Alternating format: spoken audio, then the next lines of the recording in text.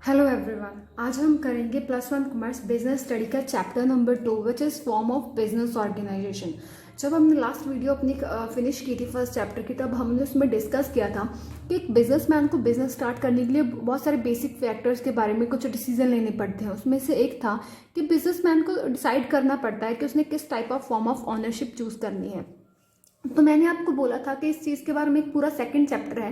तो चलिए आइए आज हम स्टार्ट करते हैं कि कितने टाइप की फॉर्म ऑफ बिजनेस ऑर्गेनाइजेशन होती है। मेनली 5 टाइप की होती हैं।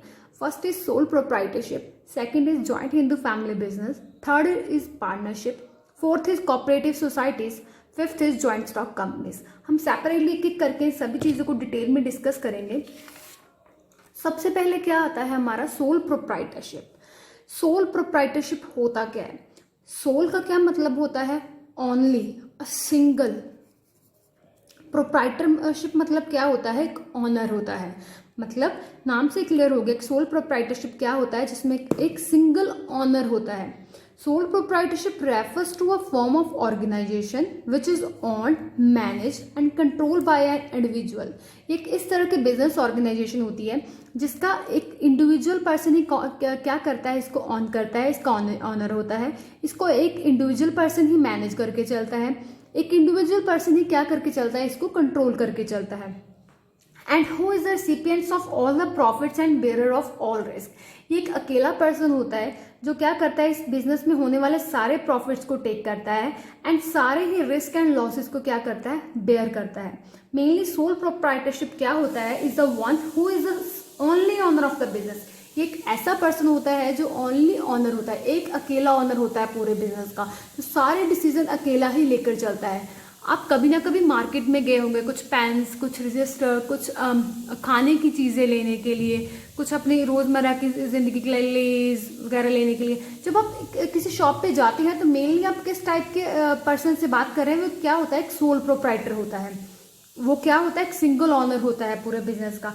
सो सोल प्रोप्राइटरशिप क्या होता है, एक सिंगल ऑनर होता है जो अकेला ही क्या करके चलता है, पूरे बिजनेस को मैनेज करके चलता है, पूरे बिजनेस को कंट्रोल करके चलता है। ना कम्स टू द फीचर्स। पहले इसके फीचर क्या होते हैं, फॉर्मेशन एंड क्लोजर। इस टाइप के बिजनेस को बनाना और बंद करना बहुत ही आसान होता है, क्योंकि गवर्नमेंट ने इसके लिए कुछ अलग से रूल्स एंड रेगुलेशंस नहीं दिए गए हैं। सेकंड आता है इसकी liability.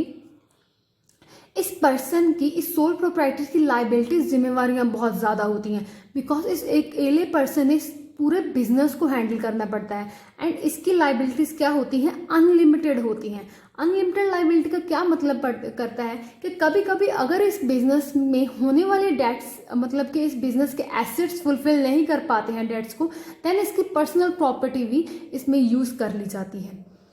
Soul risk bearer and profit recipients. ये एक अकेला सोल पर्सन होता है जो क्या करता है, पूरे रिस्क को बेयर करके चलता है एंड प्रॉफिट्स को टेक करके चलता है।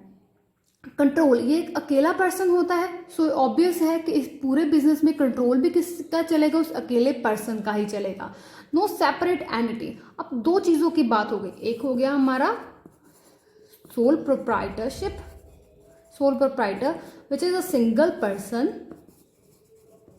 एंड एक हो गया हमारा बिजनेस। अब सोल प्रोप्राइटर है, वो क्या कर रहा है, इस पूरे बिजनेस को चला रहा है। इस बिजनेस की पहचान किससे है, इस सोल प्रोप्राइटर से है। इस सोल प्रोप्राइटर सिंगल पर्सन को लोग कैसे जानते हैं, इस बिजनेस की वजह से जानते हैं। मतलब इन दोनों की कोई भी अलग से एंटिटी, कोई भी अलग पहचान नहीं होती है, दोनों की मिक्स एंटिटी होती है। Lack of business continuity. इस टाइप के बिजनेस को एक अकेला पर्सन चलाता है। फॉर एग्जाम्पल, अगर कुछ फ्यूचर में अनहैपनिंग हो गया, उसकी डेथ हो गई, बैंकक्रप्सी हो गई, उसको कभी कोई चोट आ गई, वो इंजर्ड हो गया, सो इस टाइप के बिजनेस कंटिन्यू नहीं कर पाते हैं for a long time.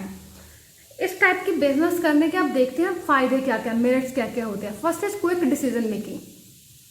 Sole proprietor में एक सिंगल पर्सन इसका ऑनर होता है, तो उसको किसी के भी मतलब डिसीजन में उसकी साथ की, सहमति की, परमिशन की जरूरत नहीं पड़ती है।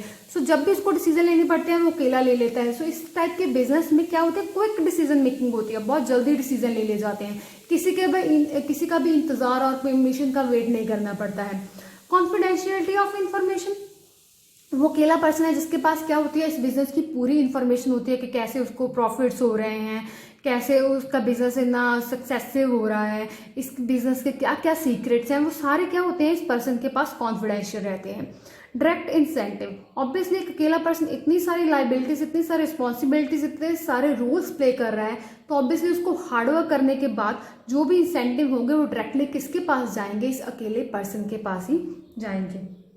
नेक्स्ट पॉइंट आता है sense of accomplishment.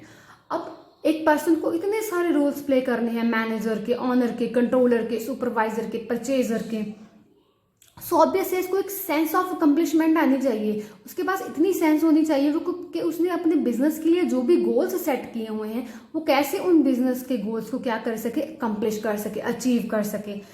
Last point is ease of formation and closure. So मैंने पहले भी बताया इस टाइप के बिजनेस को फॉर्मेशन करना, बनाना और क्लोज करना बहुत ही ईजी होता है। इसके लिए आपको गवर्नमेंट की किसी भी तरह की परमिशन की ज़रूरत नहीं पड़ती है। सिर्फ एक पर्सन चाहिए होता है इस पूरे बिजनेस को स्टार्ट करने के लिए, एंड वो एक पर्सन की ही डिसीजन होता है इस पूरे बिजनेस को बंद करने के लिए। अब अगर किसी चीज़ के फायदे होते हैं तो उसके नुकसान भी ज़रूर होते हैं। Now comes to the demerits of sole proprietorship business. First is limited resources. इसके पास बिजनेस में रिसोर्सेज बहुत लिमिटेड होते हैं क्योंकि अकेला पर्सन होता है, इसने पूरा अपना फाइनेंस कहाँ लगाया होता है, इस पूरे बिजनेस में लगाया होता है। इसने उस पैसे से अपना बिजनेस चलाना है, मटेरियल लेकर आना है, एसेट्स परचेज करने हैं, machinery, furniture, material. So obviously इसके पास क्या होते हैं, मटेरियल्स और रिसोर्सेज बहुत ही लिमिटेड होते हैं। Limited life of a business concern, हम पहले डिस्कस कर चुके हैं कि अकेला पर्सन होता है, अगर फ्यूचर में कुछ अनहैपनिंग हो गया, उसको इंजर्ड हो गया, उसकी डेथ हो गई, बैंकरप्सी हो गई, सो इस टाइप के बिजनेस कंसर्न्स की लाइफ क्या होती है, बहुत लिमिटेड होती है, बहुत ज़्यादा लंबे समय तक नहीं चल पाते हैं। Third is unlimited liability. मैंने आपको जब हमने फीचर्स में इसका लाइबिलिटी पॉइंट डिस्कस किया था, मैंने आपको बताया था कि इस पर्सन की जो लाइबिलिटीज होती हैं वो इसके बिजनेस एसेट्स तक नहीं रहती है, इसकी प्रॉपर्टी, पर्सनल प्रॉपर्टी तक भी पहुंच जाती हैं। मान लीजिए इसको बिजनेस में कोई लॉस होता है, जैसे डेट्स होते हैं इसके, अगर इसके बिजनेस एसेट्स उन डेट्स को क्लियर करने में फुलफिल नहीं हो पाते हैं, मतलब नहीं पूरे कर पाते हैं, देन इसकी पर्सनल प्रॉपर्टी भी मतलब कि यूज़ की जा सकती है उन डेट्स को क्लियर करने के लिए। मतलब इसकी जो लाइबिलिटी होती है अनलिमिटेड होती है, इसकी लाइबिलिटी सिर्फ बिजनेस एसेट्स तक नहीं रहती है, उसकी पर्सनल प्रॉपर्टी तक भी पहुंच जाती है। Last is limited managerial abilities. एक अकेले पर्सन के पास इतनी एबिलिटीज तो नहीं हो सकती कि वो खुद ही सारे डिसीजंस ले, कि खुद ही डिसाइड करके उसने कहाँ से मटेरियल परचेज करना है, कहाँ से कस्टमर्स के साथ डील करनी है, किस चीज़ को कैसे सुपरवाइज करना है, किस चीज़ को कैसे कंट्रोल करना है, कैसे मैनेज करना है, पैसा कहाँ से लेके आना है। ऑब्वियसली उसके पास इतनी मैनेजरियल एबिलिटीज तो नहीं हो पाती है। सो एक अकेला पर्सन एक पूरे बिजनेस को हैंडल कर नहीं पाता है, जिसकी वजह से ये इस टाइप के बिजनेस बहुत ज़्यादा चल नहीं पाते हैं। सो ये यहाँ पर हमारा खत्म होता है पूरा सोल प्रोप्राइटरशिप। नेक्स्ट हम अपनी नेक्स्ट वीडियो में करेंगे। Thank you.